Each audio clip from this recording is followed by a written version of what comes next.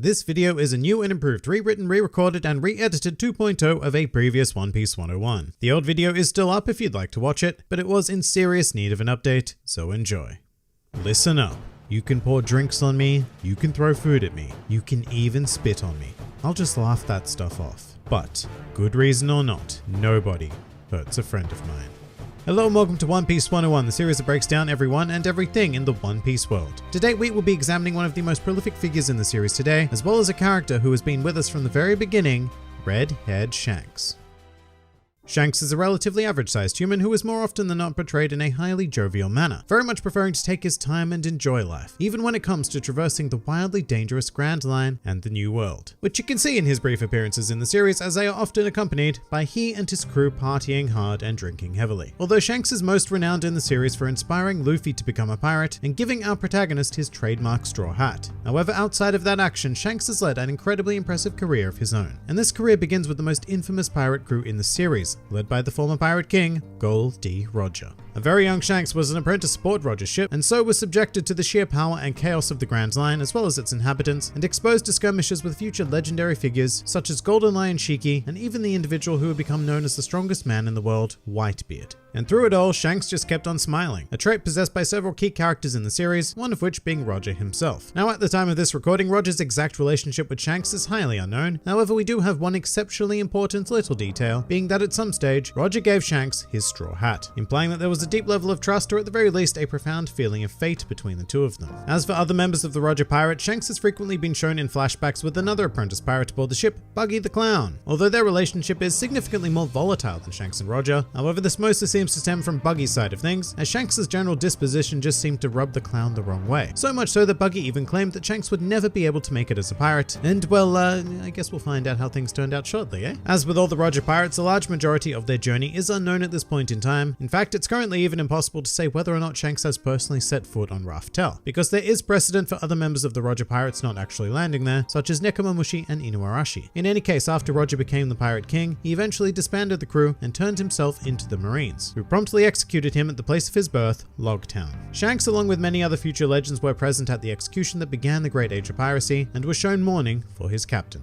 However, the end of Roger's life would mark a new beginning for Shanks, who set out to form his own pirate crew, even inviting Buggy to come along with him, although Buggy vehemently refused, and the two would lose touch for over 2 decades. However, Shanks and his ever-growing charisma eventually found themselves gathering quite a loyal following, including his right-hand man, Ben Beckman, as well as managing to recruit a famed sniper named Yasop, who just so happens to be the father of Usopp, and the ever-hungry yet ever-powerful Lucky Roo. And this core group would continue to expand into what we know today as the Red Hair Pirates. But it wasn't purely camaraderie generated by Shanks, as he also found powerful rivals on his journey, with one particularly notable figure being Dracula Mihawk, who would go on to become the world's greatest swordsman. Allegedly, Shanks and Mihawk would seek each other out in the Grand Line for frequent duels, which were said to echo throughout the entire stretch of sea. With that said, the two are quite firmly rivals rather than enemies, and are on very good terms. You may even be able to consider them friends in a very, roundabout way. On the other hand, Shanks has also made some proper enemies on these seas, and a particularly concerning one at that in Marshall D. Teach, who would eventually take on the name of Blackbeard. While it is still currently unknown when Shanks first encountered this man, it has been confirmed that Blackbeard is the person responsible for giving Shanks his trademark scar. It's also entirely possible that Blackbeard inflicted this injury prior to Shanks forming the Red Hair Pirates, given that his face was purposely covered at Roger's execution, although I should point out that this is speculation. Whatever the case, as a result, Shanks is quite possibly the only person in this world who sees Blackbeard for the threat he truly is, considering him far more dangerous than even pirates such as Charlotte Linlin or Kaido. But continuing his journey, at one stage he and his crew found themselves back at the comparatively peaceful Sea of East Blue, and making a temporary base on Dawn Island, where Shanks would encounter Luffy for the first time.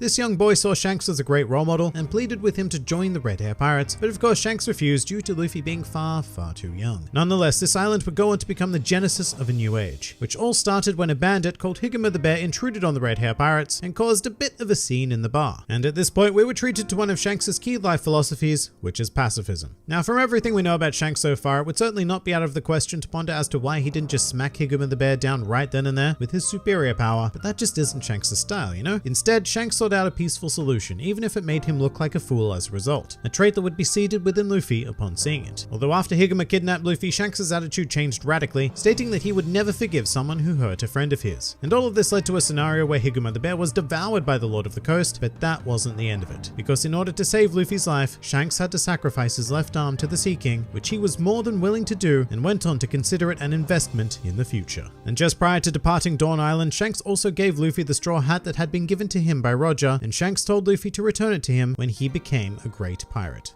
thus setting in motion the events of One Piece. But this was far from the end of Shanks' adventure, as he and the Red Hair Pirates would grow in power to the point where Shanks would be considered one of the 4 Emperors of the Sea, and thus become one of the most infamous figures on the planet. And it's very interesting to look at Shanks in this new light, especially considering that we know next to nothing about his physical abilities. What we do know is that Shanks is a user of all 3 types of Haki, including the ever-rare Conqueror's Haki, which we saw on display when he dispatched the Lord of the Coast with a mere glare after losing an arm, and his proficiency in this area has even been complemented by Whitebeard. Furthermore, Ichiro Oda has gone on the record as stating that at the very least, Shanks would have been capable of easily knocking out all 100,000 members of the new Fishman Pirates who opposed the Straw Hats during the Fishman Island arc, whereas a post-time skip Luffy was only able to down half that number. Other than that though, we do know that Shanks is a swordsman, which makes sense given that he frequently dueled with Mihawk, and he chooses to wield a saber named Griffin, a weapon powerful enough to clash with the fearsome magma powers of a Marine Admiral, although greatly assisted by infusing the blade with armament Haki. Despite this, through the years, Shanks has never lost his utmost concern for the pirate who scarred him, and when Blackbeard murdered a member of the Whitebeard Pirates, Shanks went so far as to personally appear before Whitebeard to express his concern and counsel his fellow emperor not to allow his subordinate Portgas Diaz to pursue Blackbeard in retribution. Although this simply resulted in Whitebeard stating that it was 100 years too early for Shanks to be telling him what to do, and a clash so powerful that it split open the very sky above them. But of course, Shanks did have good cause to be concerned, because Ace's subsequent defeat would become the catalyst of a battle between the Whitebeard Pirates and the Marines, known as the Paramount War. And believe it or not, this battle was almost infinitely more destructive, as another of the 4 emperors, Kaido, had his sights set on getting involved as well. However, Shanks and the Red Hair Pirates intercepted his forces, and while the exact outcome of this is unknown, Shanks and his crew were able to make it to the battleground in time to stop the Paramount War, although this action had come a bit too late as the Emperor Whitebeard, as well as Ace, had been killed.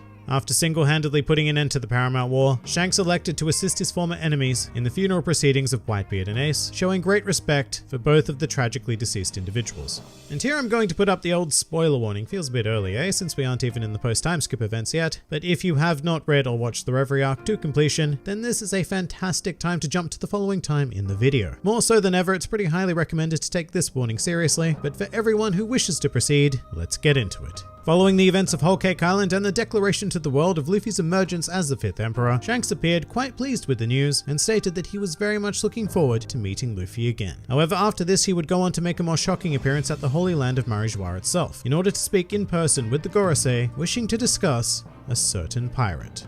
Some more fun facts about Shanks. Rather interestingly, although we know very little about his exact abilities, we do know for a fact that Shanks is not a Devil Fruit user, as it was stated in an article about the 4 Emperors published in V-Jump, which would make him the only Emperor thus far not to have been a Devil Fruit user. After the events of Dressrosa, in which Luffy's bounty was raised to 500 million berries, Shanks was briefly featured in a From the Decks of the World cover story, where he and the Red Hair Pirates visited the ruins of a certain island for a wedding. Of all of the characters in the series, Ichiro Oda has stated that Shanks is probably the most similar to himself, owing to his fun-loving partying nature and cheerful personality. And finally, a truly useless fact.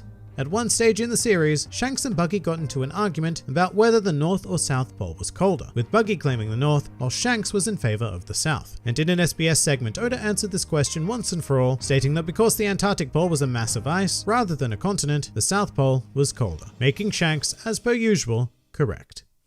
But that pretty much does it for Shanks. If you enjoyed this video and the content this channel produces in general, then please do consider donating to the Grand Line Review Patreon, because the support of all of you amazing people is what continues to make this channel possible. And if Patreon isn't quite your style, then please do leave this video a like, share, or subscribe, because it also helps support this channel an incredible amount. And if you'd like to join the fun at any time, then please do head over to my Discord server, where a wide array of shenaniganry takes place on a daily basis. And finally, please do comment with who, what, or where you'd like to see featured in the next One Piece 101.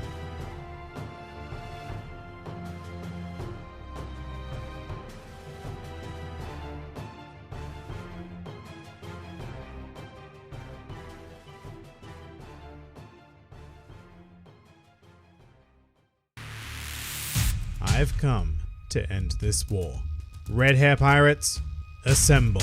Ben Beckman, Lucky Roo, Yasson, you, and you, and Monkey? Alright, something's gone very wrong here. Can we just hold while we try this again, please?